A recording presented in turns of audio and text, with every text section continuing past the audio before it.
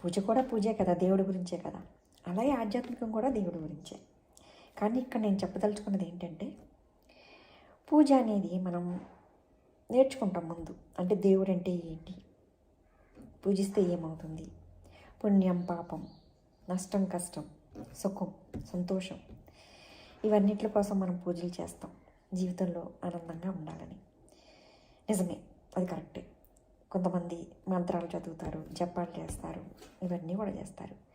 మంత్రాలకి జపాలకి కూడా శక్తి ఉంది, కానీ అది ఎంతవరకు పనిచేస్తుంది, మనం ఎలా చేయాలి అనేది కరెక్ట్గా మనకు తెలియాలి. అది తెలిసినప్పుడు ఫలితం అనేది ఉంటుంది. ఎలా, భౌతికంగా ఫలితం అనేది ఉంటుంది ఈ భూమి మీద ఉన్నంతవరకు.